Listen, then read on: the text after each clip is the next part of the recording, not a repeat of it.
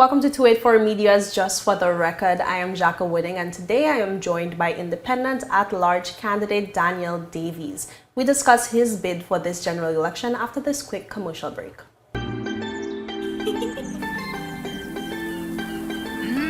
There are many ways to enjoy life, like so many ways to count on Popular. Rashford made it. Manchester United have come from behind to lead. At home or on the go, watch CCT Live. Download our app and carry your favorite TV shows, news, or live sports anywhere you go. Visit cctbvi.com/live, select your package, and tune in. Welcome back. Thank you for staying with us. Welcome back, and thank you so much for staying with us. And Mr. Davies, thank you so much for being here today. Thank you for inviting me. All right, now you have announced your candidacy for this general election. Of course, we should start off by getting to know you a bit better. You're not a stranger to the 284 Media Studio. You're not a stranger to the community. But tell us, who is Daniel Davies? Well, Daniel Davies is someone that was raised here in the Virgin Islands. I went to Enos Adams for a brief period. Then I went to Elmore Stout High School. From there, I attained my associate's degree at the HLSCC. Then I went to University of the West Indies in Barbados, and so I have a bit of a Bajan twang to my accent at times. And then I went to the Bahamas to complete my legal training and obtain the legal education certificate, which has enabled me to be called to the bar here in the Virgin Islands. My father is Samuel Davies. He's a fisherman in East End, and he's a former fisheries officer for conservation and fisheries, as it was then known. And my mother owns the bookshop on Main Street, Jeanette Bligglestone, and the bookshop's name is Serendipity Books. Currently, I am the managing partner of Silk Legal, BVI Inc., which is a relatively small practice which specializes in litigation, as well as things like drafting wills and other land issues. But yes, that's who I am in a nutshell. But I would say this, though, I have been fighting for people's rights ever since my days in college. And so my entry into this rat race, as it were, this election, is just another step, or just another part of me fighting for people's rights. Could you delve a bit more into how this path you're on aligns with politics? There are some significant issues within the Virgin Islands. Some of the issues that I have identified relate to our banking system, where persons are being abused by the various different banking institutions and money lending institutions, where there has been a fundamental breakdown in trust, not only in our political system, but also in our financial system. Our economy has been stagnant for years and has now clearly entered a recession. And apart from that, I see that there are several constitutional rights that are not being respected in the Virgin Islands, such as access to justice. And one of the things that I would like to fight for is to ensure that everyone has access to justice by implementing a legal aid clinic. So not just that if someone's charged with a criminal offense that they're able to access legal aid, but if someone wants to access the legal system as a whole, that they are able to obtain a lawyer or obtain advice on the course of action that they wish to take. And that is a fundamental right. Access to justice is a fundamental right that must be respected in the Virgin Islands. Apart from that, I see that we need to ensure that our youth have opportunities. And one of the things that actually got me very irritated, I actually only decided to run for politics the week before the election was actually announced. One of the things that has got me quite irritated is that we hear all the time that that politicians want to create opportunities for youth, they want to engage the youth, but really and truly, no one has ever asked us to participate in the process. They have never asked us, what is it that we want? What do we need? And fundamentally, if the only thing that people can think we are capable of is cutting bush, I'm referring to the bush cutting contracts that everyone's making noise at, what does that do to a young man's self-esteem, that the only thing that they seem to be making noise about in our favor is cutting bush, as if we are not worth anything else? Worse yet, what about the young ladies who are also jobless? They may not be hanging around the block, but they are at home, but their position is no better. In fact, it's probably worse, because at home you're by yourself and you're just thinking to yourself, when you're jobless, you're in your own misery, really. And so those are the things that I really, really want to fight for, among other things. All right. And when it comes to politics throughout the Caribbean, I'm sure you've heard the criticisms that politicians get. People say they're only in the game for personal benefit, for financial reasons. How are you fighting those stereotypes? Well, I'm not fighting those stereotypes. That's not my battle to fight. I just want 4 years. I am there to put up a fight, to ensure that the rights of the people of the Virgin Islands are respected. And when I mean the people of the Virgin Islands, I mean everyone. Every resident of the Virgin Islands, everyone who's working here and visiting here, their rights need to be respected. Everybody deserves, fundamentally, a fair shake. We cannot be living in a society where we take advantage of others.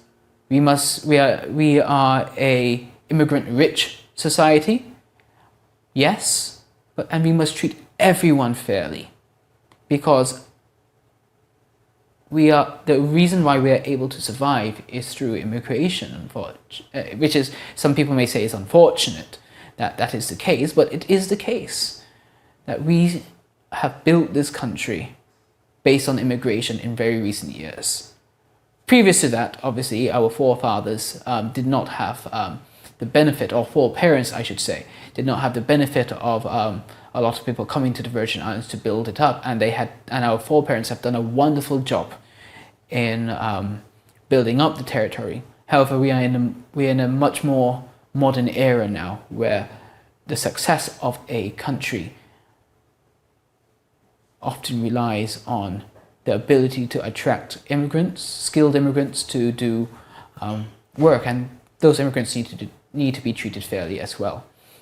All right, thank you for your response. Now, as you mentioned, you have been paying attention to what's been going on in the territory. I would hope that would include tuning into the House of Assembly and the decisions they've been making. So walk me through a time where possibly a decision made in the House of Assembly would have been of concern to you, or a time you would have disagreed with a decision made in the House of Assembly. Well,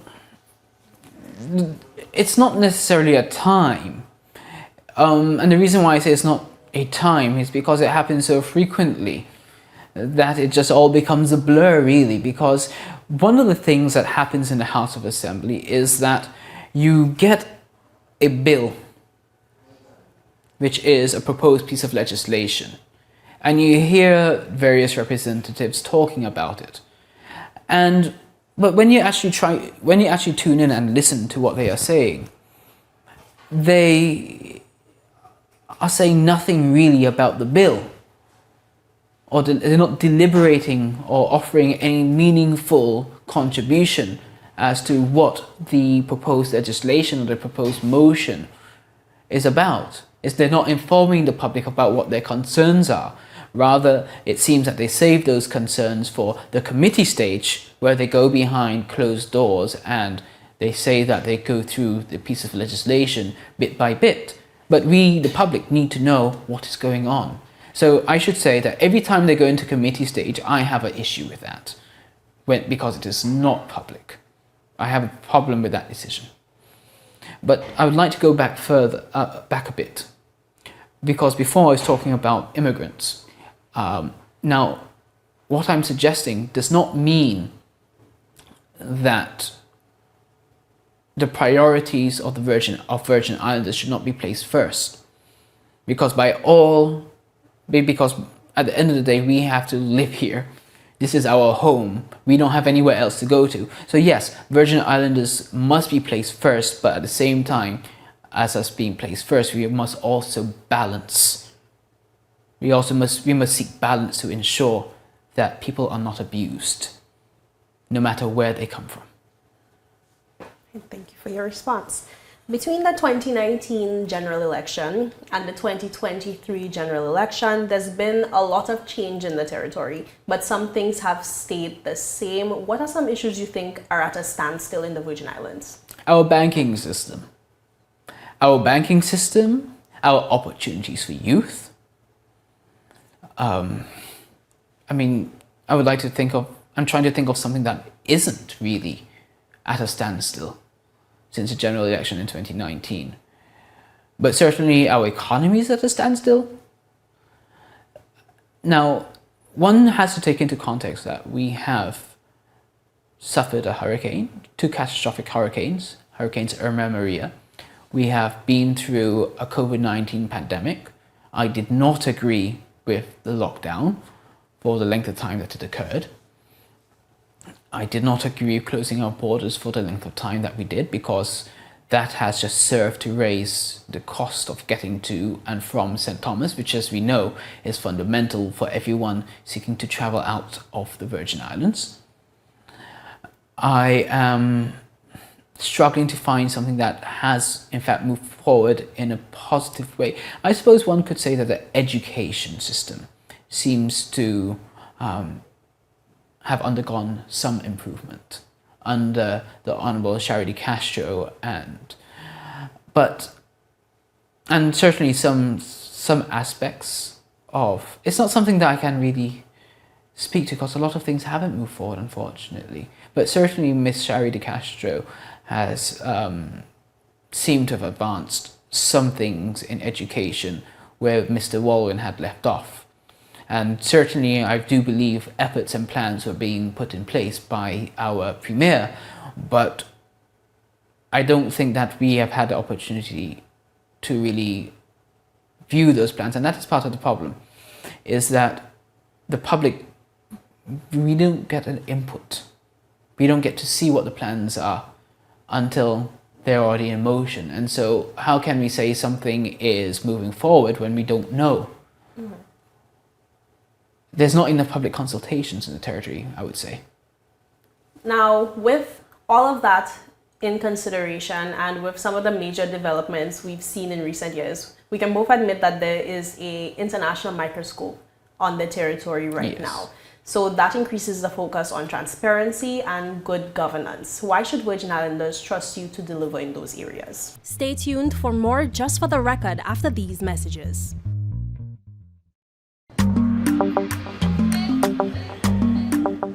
Yo, everything good there? Aye. This thing got me one way, daddy. What you mean?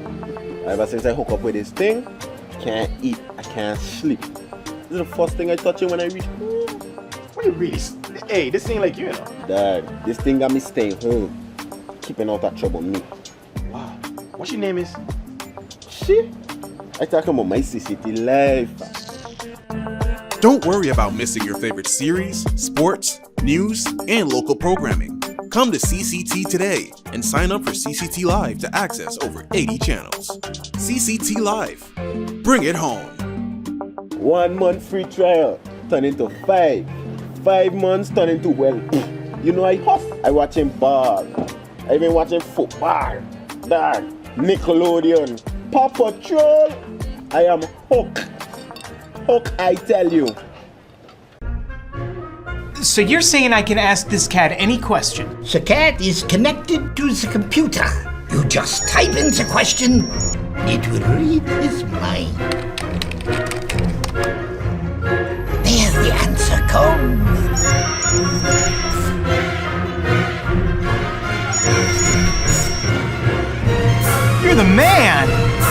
been looking for this for weeks. Welcome back. Thank you for staying with us. We can both admit that there is a international microscope on the territory right Yes. now.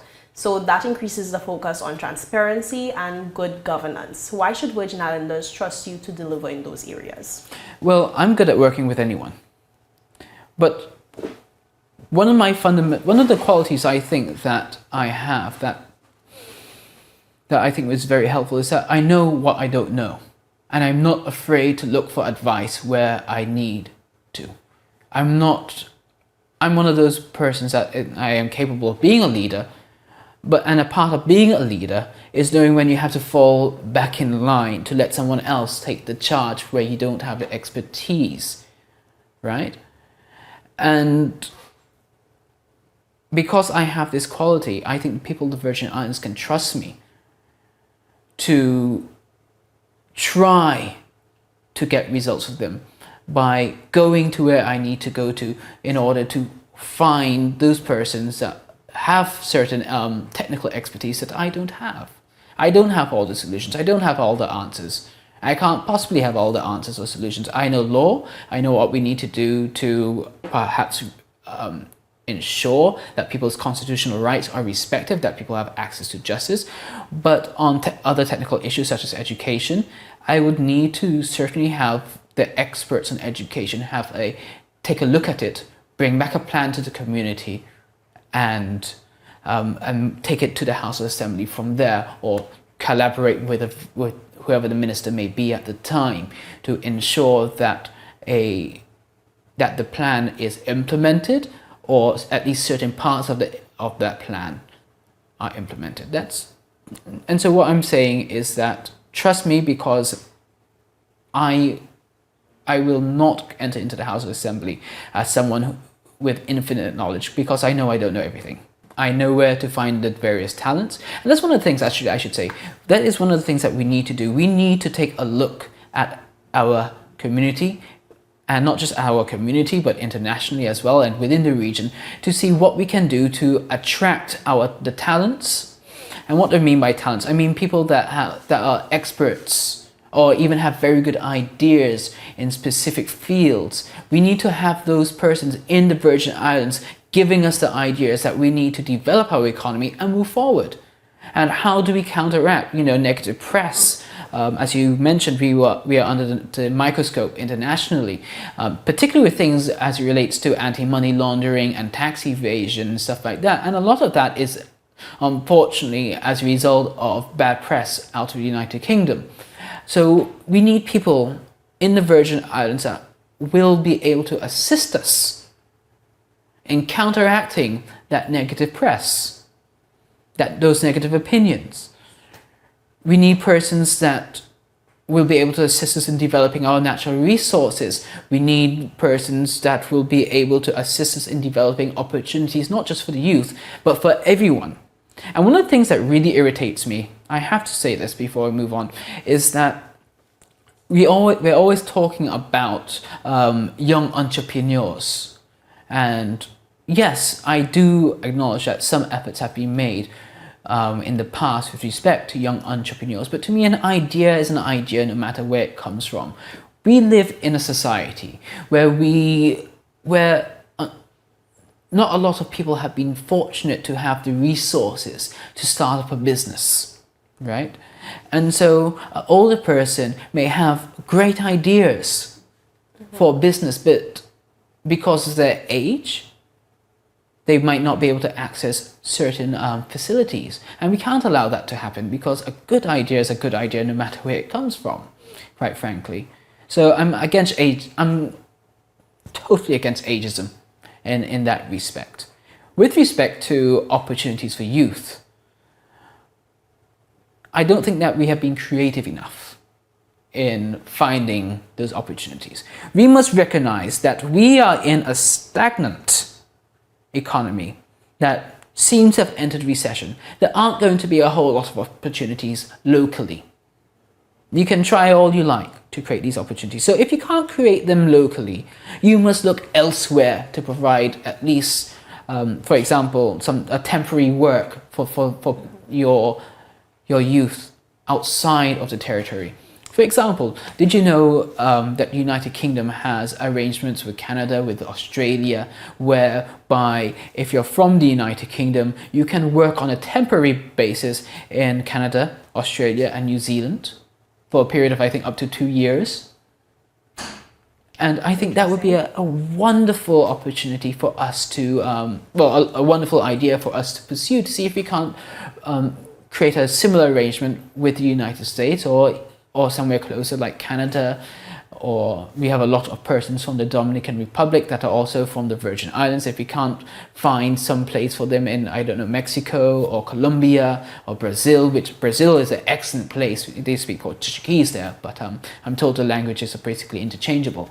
But you know, we need to be able to provide opportunities for our young people around the world so that when they come back here, and they can't find an opportunity, they know that they can look elsewhere with ease and get experience elsewhere, so that when they're ready to come back, and when they come back, they can get the jobs that they desire.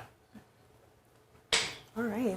I'm happy you went in that direction also, because of course this is a space where the candidates are allowed to really share their views so that members of the public can really understand what they're looking to bring forward into the House of Assembly into the next coming administration. Now, one of the topics that I believe is unavoidable when talking with candidates ahead of this election is the COI recommendations and the report itself. So to begin our delve into that area, I just want to ask you plainly, do you believe that the findings of the COI are a fair representation of what has gone on in the Virgin Islands in recent years? The Commission of Inquiry has had its flaws. It's had its pros, as everything does. Everything has pros and everything has cons. One of the issues I had with the Commission of Inquiry was that you had a lawyer, essentially, or a judge there, making decisions as to, not really decisions, but making findings as to whether or not there has been good governance in the Virgin Islands and so on and so forth. But just to have a judge there doesn't necessarily bring balance. And what do I mean by that? I mean someone that actually, we needed someone on the Commission of Inquiry that actually had experience, I would say, in public administration, in the day-to-day runnings of government, someone perhaps with a master's in public administration to bring balance to the report, to bring balance to the findings.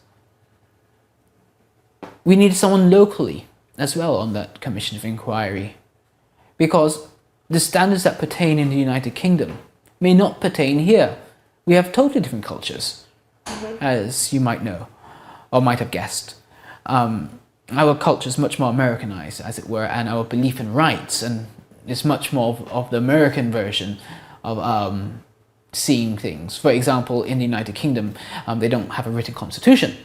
And so the concept of constitutional rights really doesn't exist in the United Kingdom, whereas in the Virgin Islands and in the United States, there is a written constitution with Bill of Rights. And so we have a much stronger concept of I know this is going on tangent a bit, but I just need to say it. But just to close off that point is that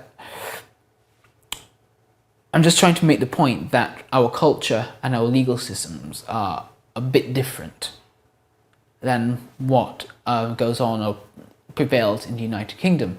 Therefore, we needed someone with local knowledge or local expertise as to how things are to be done within the Virgin Islands context, along with someone that had a perhaps a master's in public administration. Perhaps it could have been the same person. Mm-hmm. But I say that in the context that I'm a lawyer by profession. I know what my lane is. My lane is law.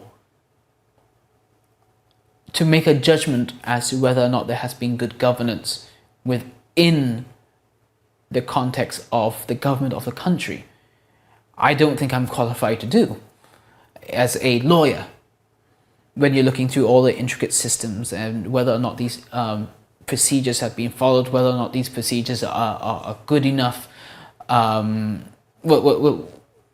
that is what I mean, or whether certain decisions were in fact made properly in the public interest. You know, some things are of a political nature. Legally, I can say, I can go right by the law and say, okay, this wasn't done, so this is wrong. And so what is the distinction? The distinction is that the law is the law, and the law is not politics. Mm-hmm. The law is not necessarily, what the law says is not necessarily common practice. What has been the practice over the years? What is the best practice? The law doesn't necessarily stipulate what is the best practice, does it? Law sometimes stipulates what the baseline is, and if you breach that baseline, then automatically you're in bad standing. But the best practices of governance, that's something completely different to the law, as it were. Basically, what the law requires is that when public decisions are being made that affect people's rights, that there's some level of natural justice. Mm-hmm. And natural justice essentially means the right to be heard. It's a fancy way of saying right to be heard, right, on a particular topic. Now, a lot of things need reforming in the Virgin Islands, and the COI report served to highlight our procurement practices. Our procurement practices certainly do need improving and strengthening. But what I would say is that the people need to be involved. The people need to be involved. When our entire governance system and structure is being changed as a result of the Commission of Inquiry report, our people ought to be consulted on the changes that are proposed to be made and how they are to be made, because you might not get all of the ideas from within the public service. Sometimes it's good to go to the community to get their input, and you may get a brilliant idea from the community. Mm-hmm. As to how certain things can be implemented in a way that is satisfactory both to the international community and to ourselves. That's my answer on that. Joe, thank you so much. And given that the report has come out, there have been recommendations, discussions have gone on between the government and the relevant bodies, and there's a framework for the implementation that will proceed into the next administration. How would you be of value to efforts to continue on the work that has been done? Stay tuned for more Just for the Record after these messages. Yep, that's me. You're probably wondering how I got here. My name is Kamal Haynes. Most of you know me from 284 News, but now you get to see me in a different light on my very own show called Health is Wealth. We have Joel Turnbull. I don't want you to arch your back when you're pulling down. Milton McLean. First of all, right, your footwork. Stephen Payne. That was a 9 out of 10. I know you got the service down pat. Steve Augustine. You did a pretty hard workout today, so perhaps... And as you can see, it's actually you're feeling it. Alonzo Boynes. Taekwondo. Adam Murrows. I'll speak as if you're an absolute beginner. I am an absolute beginner. You are an absolute beginner. And Seth Graham. It bites. It will bite. Get your water, get your fruits and veggies, and experience a wealth of knowledge about getting healthy.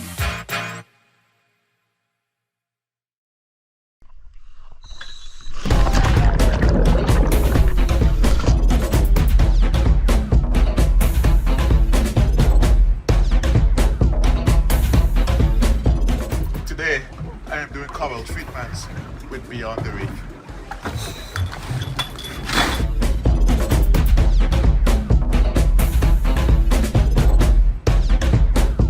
Today, we are doing shark research. So today, we are doing whale research with Beyond the Reef. And wherever I go, I take CCT with me because my life is unlimited.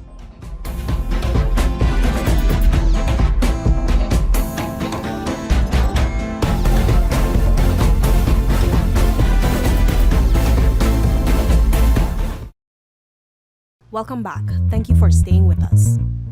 There have been recommendations, discussions have gone on between the government and the relevant bodies, and there's a framework for the implementation. That will proceed into the next administration. How would you be of value to efforts to continue on the work that has been done? I would disagree with the premise of your question. The relevant bodies have not all been consulted. The most relevant body is the voting populace. And not just the voting populace, the population as a whole. We have not been consulted on anything. We have been told these are going to be the changes, and you are to abide and we are to abide by those changes. But what about us? What do we want to see from the changes? What do we as a community need from this reformation while it is occurring? We haven't been asked a single question. We have not been consulted. And so what I would do if I were to be elected is bring these proposed changes, if I can, to the public, so the public can have an input on the changes that are being proposed. So we don't implement these things, spring them on people, and act like everything is brilliant, hunky-dory. That's not fair. That's not right. That's not democracy. People need to be consulted. They need to know what's going on. Given that, of course, like you mentioned, the recommendations are here, despite the concerns you would have voiced also, do you believe that it's realistic to think that a single sitting government will be able to enact the change that's expected from the recommendations? Well, I would like to go back a bit, if I may. One of the fundamental things that I think was wrong in that report was the recommendation that our democratic rights to elect a government be suspended. Because there's something called the International Covenant on Civil and Political Rights. And under that covenant, which is an international treaty that the United Kingdom signed up to and extended to the Virgin Islands, the people have the right to participate in the government, or in the governance either directly or through elected representatives. By suspending ministerial government, or proposing to suspend ministerial government in the Virgin Islands, and to suspend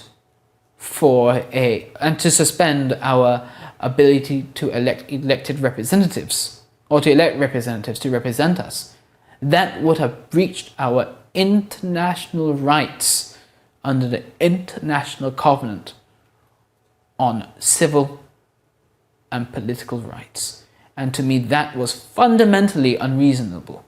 Do you think it's realistic to believe that any one sitting government could enact the change that's expected to come from the recommendations? Well, not a single sitting government, but I don't see why two governments can't do it. So we've already had part of the changes enacted without our input. But certainly I don't see why in 4 years certain things can't, the framework for certain things to change can't be put in place with consultation with the community. Right. And speaking of consultation, we have the constitutional review that's been going on. What are some of the areas you believe should be considered in that review that haven't already? And what's your views on that entire process? Well, I participated quite heavily in the constitutional review process. And one of my major concerns is the separation of powers. What is meant by the separation of powers? Well, the separation of powers is a concept where no single arm of government is supposed to be more powerful than the other. Right now we have a situation where we have I'll put it in context of this, right? We have 13 elected representatives. 5 of those are cabinet level ministers. 2 of those are junior ministers. That's 7. 7 ministers of government in an elected, well, in the legislature, which is only composed of 13 elected representatives. I don't think in such a system that the House of Assembly can properly hold the government to account. That is a fundamental issue that needs to be addressed in our future constitution. And one of the things I recommended essentially was that you elect ministers directly to the portfolio, and perhaps they don't sit in the House of Assembly, that you have your 9 district reps sitting in the House of Assembly, but everyone votes for, everyone in the population, well, every belonger of Virgin Islander votes direct a person who's running for a particular portfolio into that position, and they sit as the cabinet of the Virgin Islands.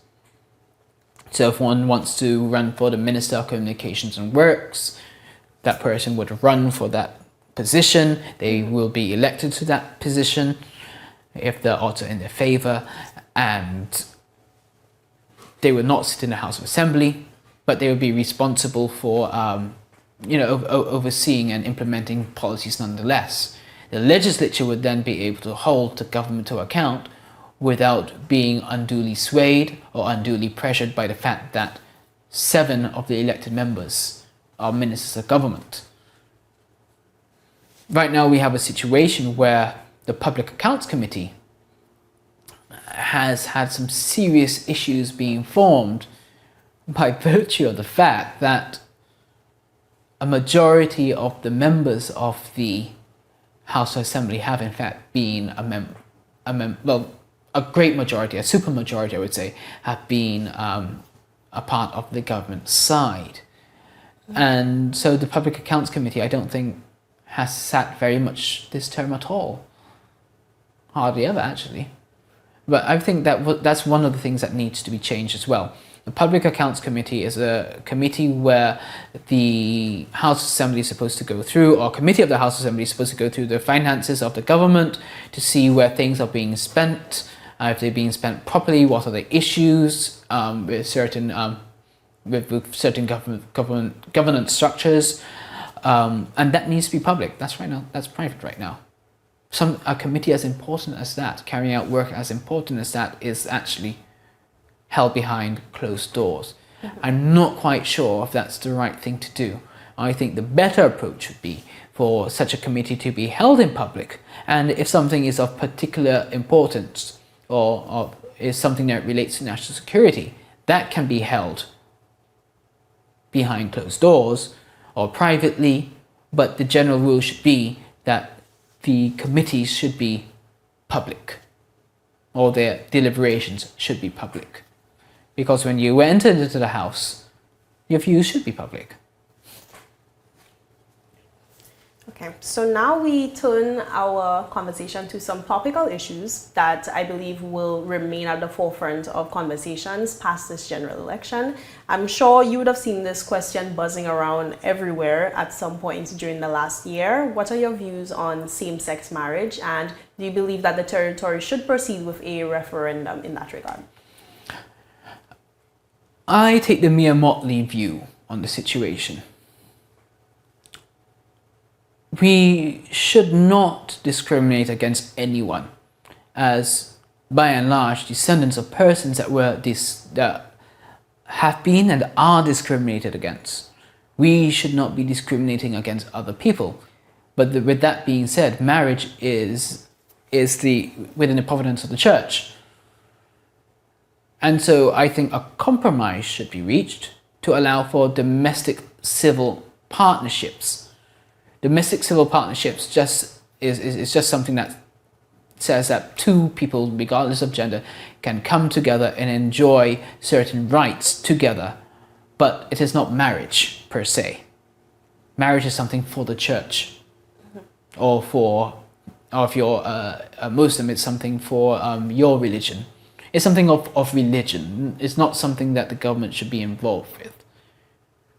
But allowing persons to enjoy certain rights together civilly, that is that's something that the government should be involved with. So I would say domestic civil partnerships. Right, thank you for your response. Are you in favor of raising minimum wage? Okay, well, let me clarify my point a bit more. So, domestic civil partnerships are by no means a religious thing, right? It's entirely to do with someone's civil rights underneath the framework of our constitution, and their civil right to found a family or to have a family. So, in that respect, there is some similarities to marriage, but what I'm saying is that it doesn't have that religious aspect, and so you're not legislating that churches or mosques must marry or must marry persons of the same sex, because you have to come in. We must respect people's constitutional rights to freedom of conscience. If it is unconscionable for a pastor or for a congregation to help someone of the same sex to be married, then why should the government be trying to impose such a thing on them? Try to find a compromise, go somewhere else, do something else to allow for the respect of everybody's rights. Now, with respect to your second question, can you please remind me of it? Are you in favor of raising minimum wage? Of course I'm in favor of raising minimum wage, but we can't just do it in isolation, right? Now, I heard some talk about freezing prices once you raise minimum wage. I'm sure you heard that too. I think that's absolute nonsense. It is nonsense because the BVI survives. Well, small businesses carry the economy of the BVI. They carry the economy of many places in the world, small businesses. And the issue that we are facing is that there isn't any money to raise wages. And so if you're going to raise wages, right, and freeze prices, somebody's going to get fired instead. So you're creating an unemployment problem.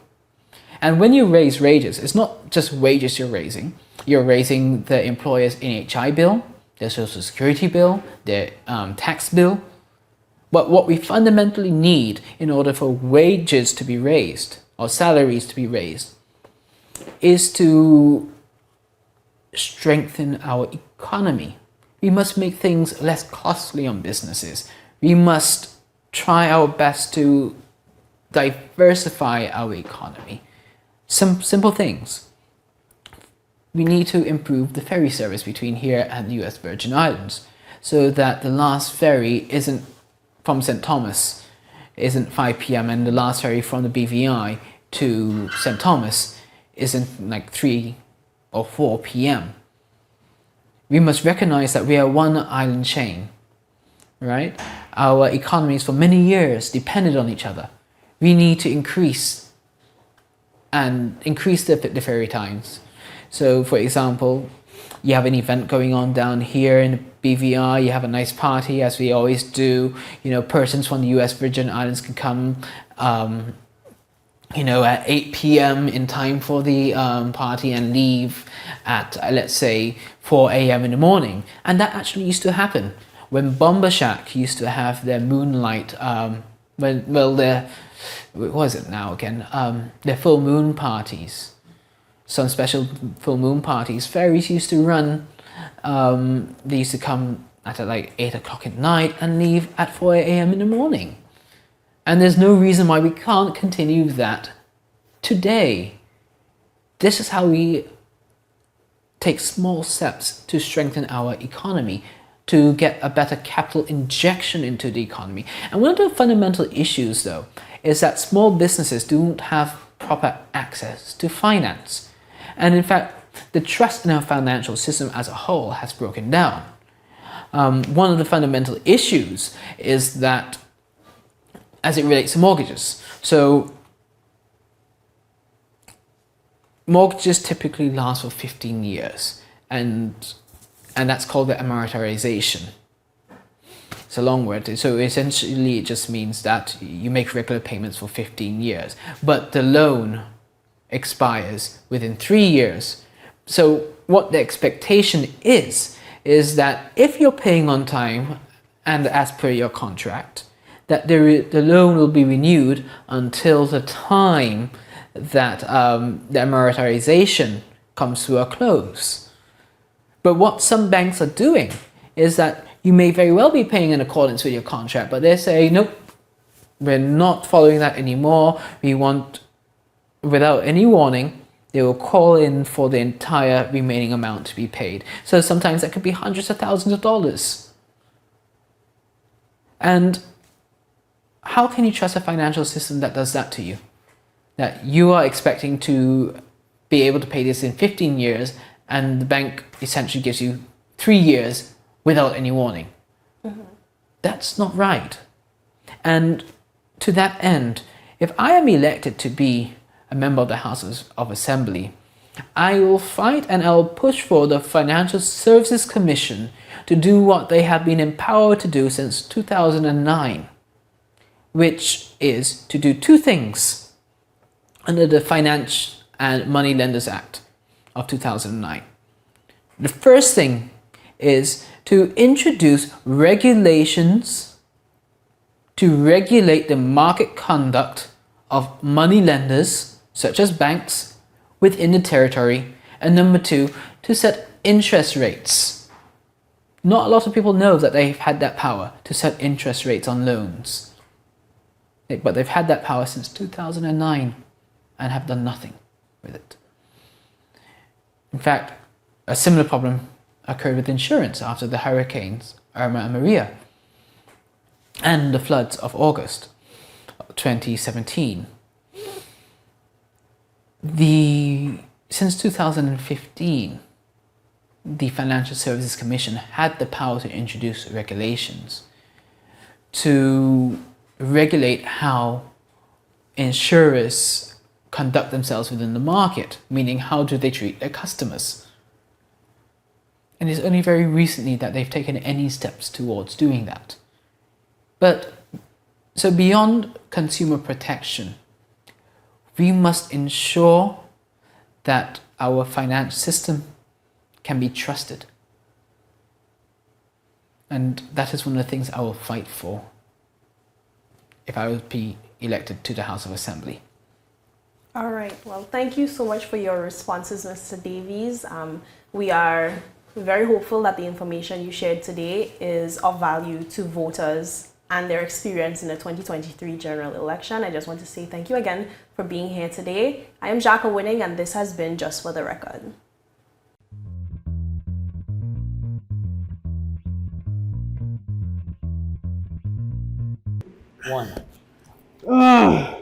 Yep, that's me. You're probably wondering how I got here. My name is Kamal Haynes. Most of you know me from 284 News, but now you get to see me in a different light on my very own show called Health is Wealth. We have Joel Turnbull. I don't want you to arch your back when you're pulling down. Milton McLean. First of all, right, your footwork. Stephen Payne. That was a 9 out of 10. I know you got the service down pat. Steve Augustine. You did a pretty hard workout today, so perhaps... And as you can see, it's actually you're feeling it. Alonzo Boynes. Taekwondo. Adam Murrows. I'll speak as if you're an absolute beginner. I am an absolute beginner. You are an absolute beginner. And Seth Graham. It bites. It will bite. Get your water, get your fruits and veggies, and experience a wealth of knowledge about getting healthy.